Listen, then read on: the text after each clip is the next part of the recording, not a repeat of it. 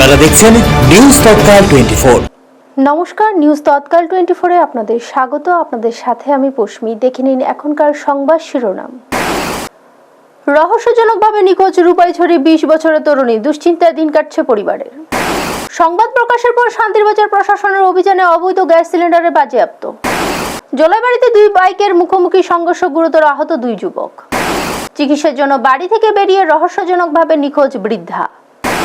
কালবৈশাখী তাণ্ডবে গৃহহীন 150 পরিবারের শরণার্থী শিবিরে খাদ্য জলের তীব্র সংকট।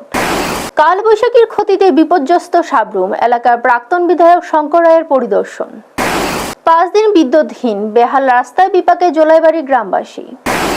সাবরুমের সাংগঠনিক বৈঠক, সংগঠন শক্তিশালী করতে ঐক্যের বার্তা প্রাক্তন বিধায়ক শঙ্কর রায়ের।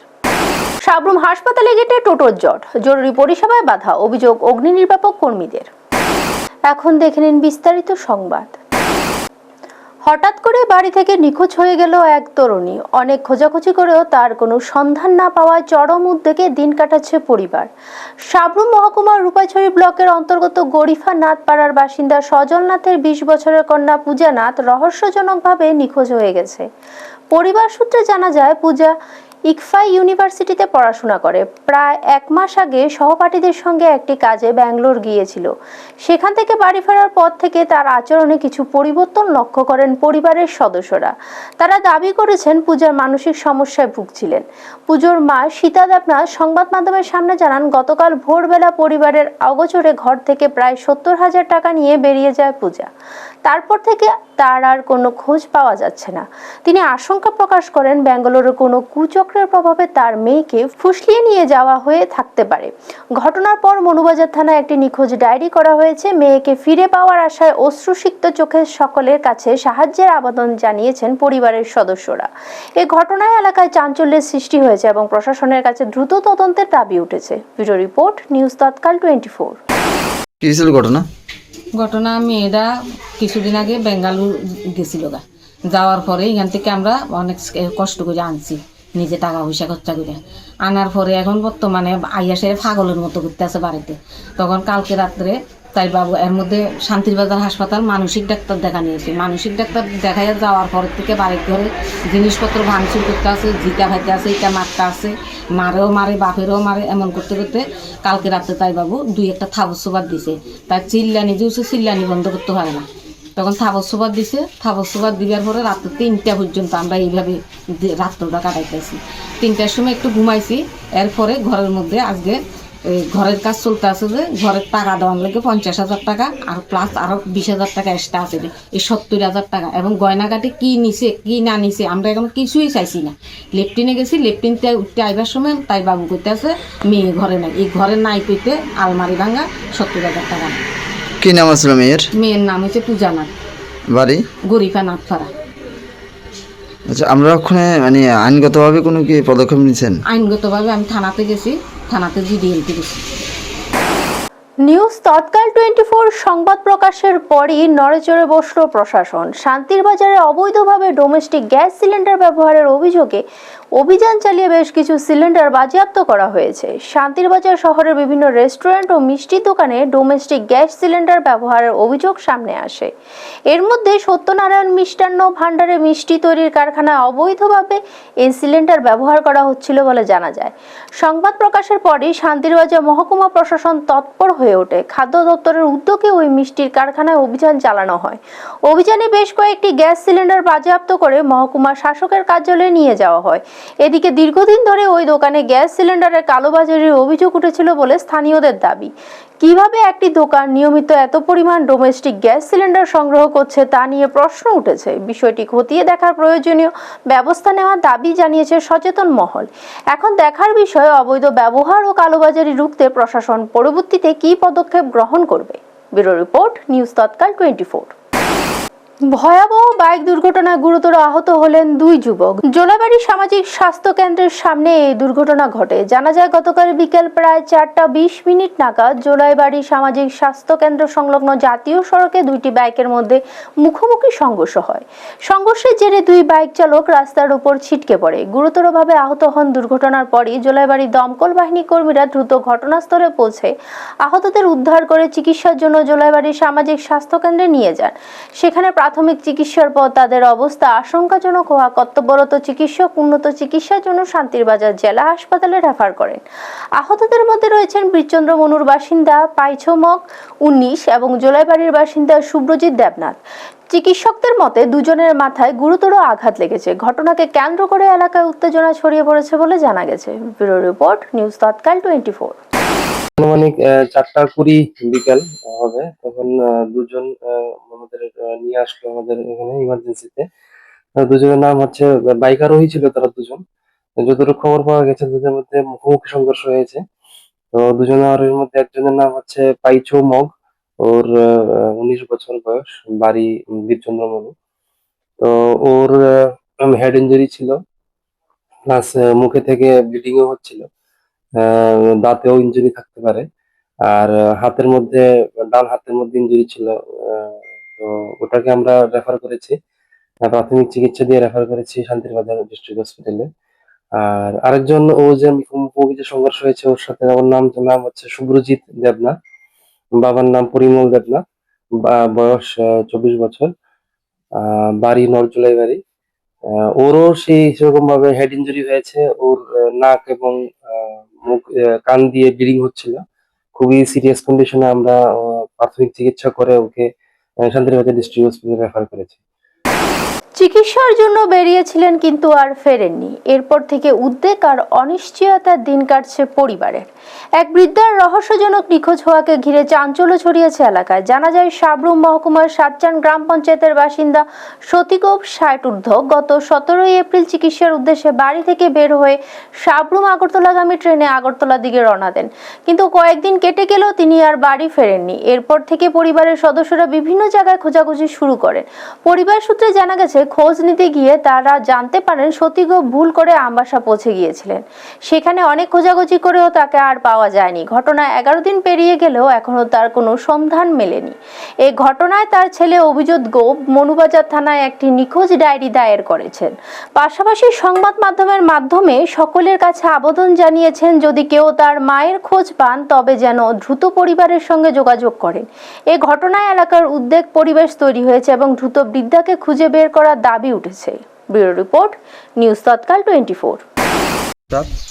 আমার নাম অভিজিৎ গোপ, আমি সাউথ ত্রিপুরা সাবরুম সাতচাঁদের অধিবাসী। গত 17 তারিখ শুক্রবার আমার মা এমনিতে ভারসাম্যহীন বাড়ি থেকে বের হয়ে যায় চিকিৎসার উদ্দেশ্যে। আগেও এরকম 2-1 দিন গিয়েছিল, তারপরে আবার নিজে নিজে বাড়িতে আসে। কিন্তু এবার সাবরুম থেকে রেলে করে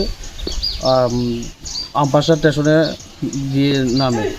এখন আমরা খবরের মাধ্যমে এখানে যা খোঁজাখুঁজি করি, খোঁজাখুঁজি করার পরেও ওনার কোনো সন্ধান মিলে নেই।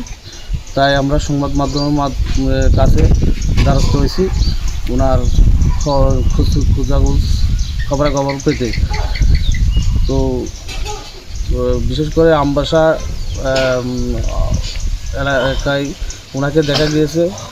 ত্রিপুরার, তাই সমগ্র ত্রিপুরার মানুষের কাছে ওনাকে খুঁজে পাওয়ার জন্য সহযোগিতা একান্তভাবে কামনা করছি। নাম কি ছিল ওনার? ওনার নাম ছিল সতীগোপ। উনি এমনিতে মানসিক ভারসাম্যহীন ছিলেন। বয়স কত? 65 বছর। কালবৈশাখী তাণ্ডবে লণ্ডভণ্ড হয়ে পড়েছে জৌপুজলা ব্লকের চিকনছড়া ভিলেজের চণ্ডী ঠাকুরপাড়া এলাকা। ঝড় ও শিলাবৃষ্টির আঘাতে প্রায় 150 জনজাতি পরিবারের বাড়িঘর ভেঙে চুরমার হয়ে যায়। বহু ঘর বসবাসের অযোগ্য হয়ে পড়ে। বিপর্যস্ত পরিবারগুলোর সদস্যরা শিশু থেকে বৃদ্ধ পর্যন্ত বাধ্য হয়ে আশ্রয় নিয়েছে বরজলা এসবি স্কুলে তৈরি অস্থায়ী শরণার্থী শিবিরে, কিন্তু সেখানে গিয়েও স্বস্তি নেই।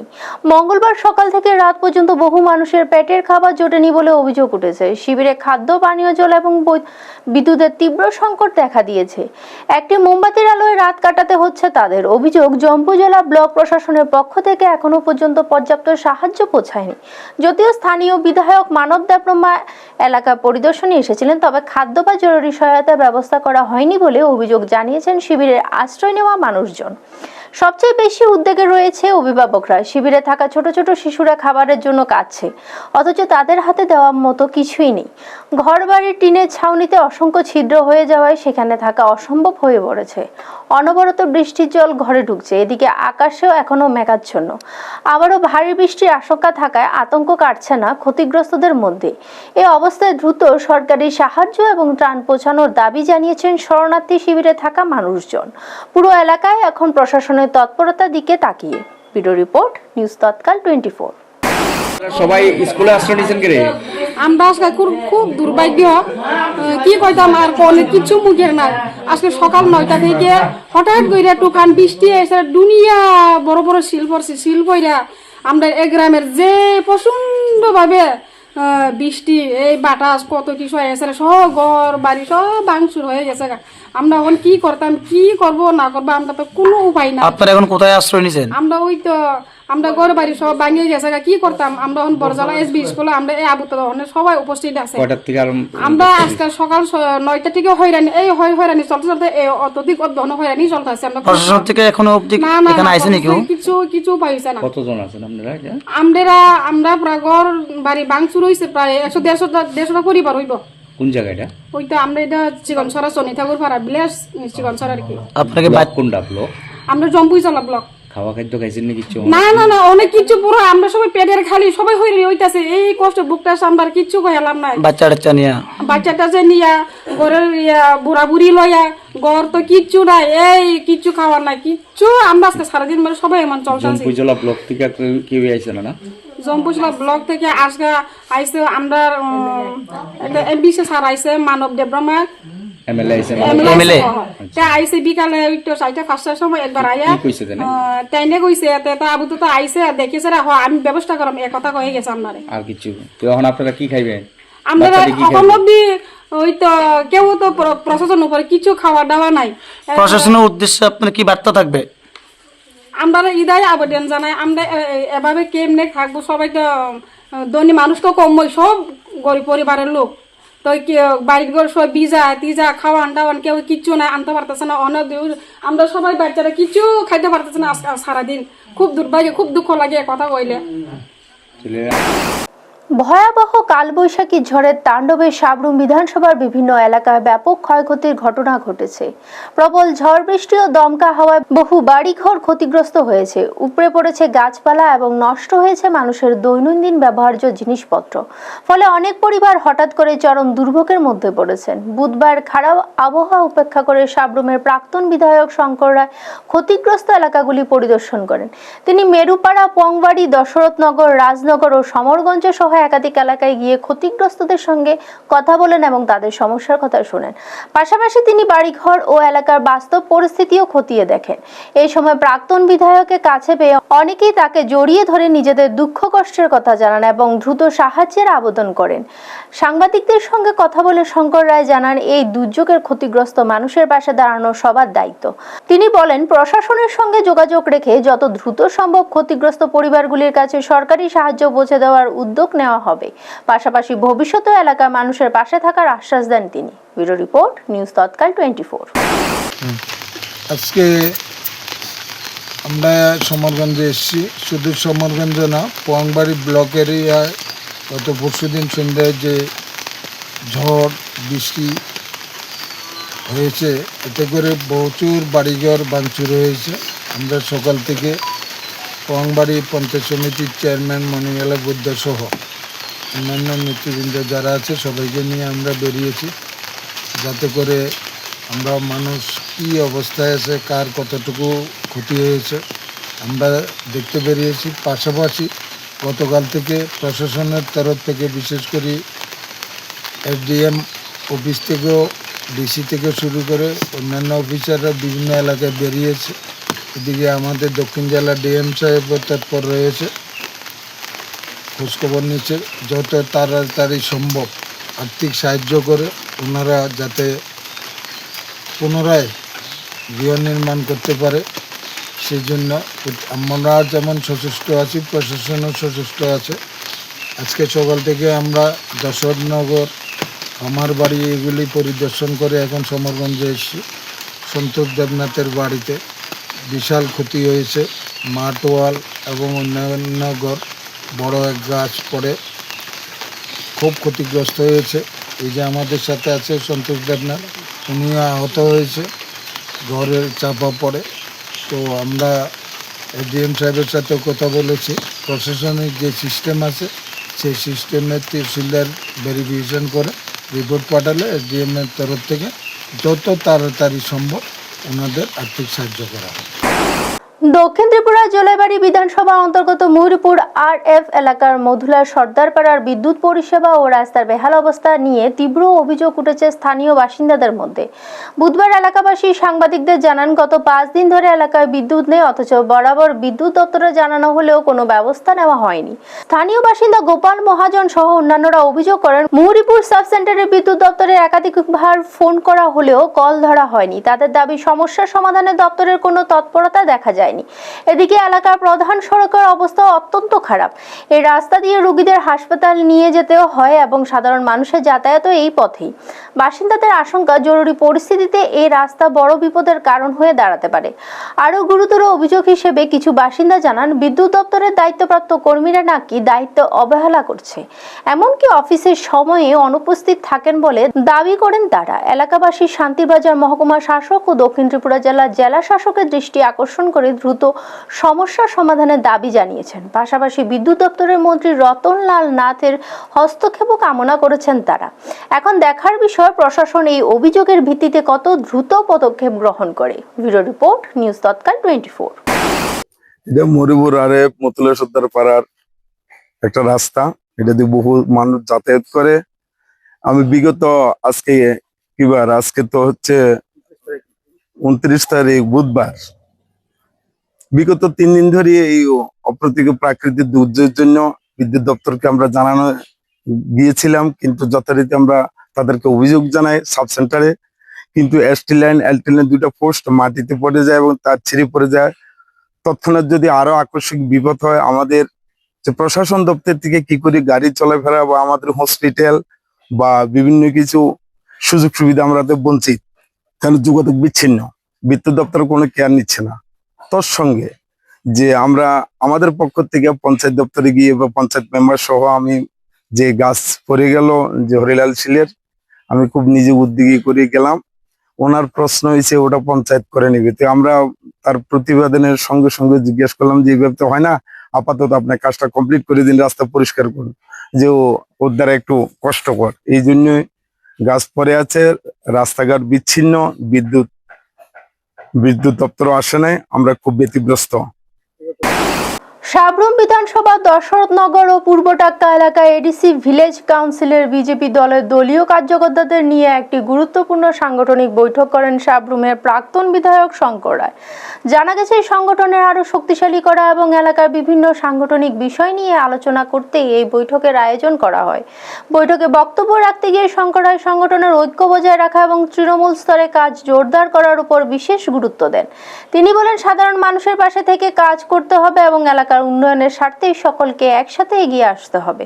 পাশাপাশি আগামী দিনের কর্মসূচি, দলীয় কার্যক্রম ও সংগঠনের বিস্তার নিয়েও বিস্তারিত আলোচনা হয়। বৈঠকে উপস্থিত কার্যকর্তারা নিজেদের মতামত ও বিভিন্ন সমস্যা বিষয়ে তুলে ধরেন। উৎসাহ ও উদ্দীপনার মধ্য দিয়ে বৈঠকটি সম্পূর্ণ হয় এবং আগামী দিনের সংগঠনকে আরও সক্রিয় করার আহ্বান জানানো হয়। ব্যুরো রিপোর্ট, নিউজ তৎকাল 24। সাবরুম দত্তেশ্বরী কালী মন্দিরে পুজো দিতে এসে আচমকা অসুস্থ হয়ে পড়েন এক ব্যক্তি। ঘটনাস্থলে থাকা কয়েকজন যুবক বিষয়টি লক্ষ্য করে দ্রুত সাবরুম দমকল বাহিনীকে খবর দেন। খবর পেয়ে দমকল কর্মীরা দ্রুত পৌঁছে অসুস্থ ব্যক্তিকে উদ্ধার করে সাবরুম মহকুমা হাসপাতালে নিয়ে যান। তবে এই সময় একটি বড় সমস্যার সম্মুখীন হতে হয় দমকল কর্মীদের। তাদের অভিযোগ সাবরুম মহকুমা হাসপাতালের মূল গেটের সামনে প্রায় ইলেকট্রনিক্স টোটো গাড়ি দাঁড়িয়ে থাকে, যার ফলে জরুরি পরিষেবা গাড়ি ঢোকাতে বাধার সৃষ্টি হয়। এদিনও একই সমস্যার কারণে কিছুটা অসুবিধা হয়েছে বলে জানান তারা। দমকল বাহিনীর পক্ষ থেকে বিষয়টি হাসপাতালের দায়িত্বপ্রাপ্ত চিকিৎসকের নজরে আনা হয়েছে। দ্রুত এই সমস্যার সমাধান করা না হলে ভবিষ্যতে বড় ধরনের বিপদের আশঙ্কা রয়েছে বলে মনে করেন সংশ্লিষ্টরা। ব্যুরো রিপোর্ট, নিউজ তৎকাল 24। তারা তো যাতে অটো যাতে না থাকে, আমি দেখেন এই দিকে অটো দিকে অটো আচ্ছা স্যার, আমরা তখন যে পেশেন্টটা এনটি স্যার তাই না আমরা কল করতে যে দূরদর্শন তালিম হয়েছে একজন লোক ফ্রি আছে বয়স্ক, এই ঠান্ডার থেকে বয়স্ক লোক তো বিদ্যুতের সুইচে যে তোমার মতো বাদ এফেক্ট করে দিতে। এখনকার মতো সংবাদ এই পর্যন্ত। পরবর্তী সংবাদ দেখার জন্য চোখ রাখুন নিউজ তৎকাল 24 এর পর্দায়। আপনারা দেখছেন নিউজ তৎকাল 24।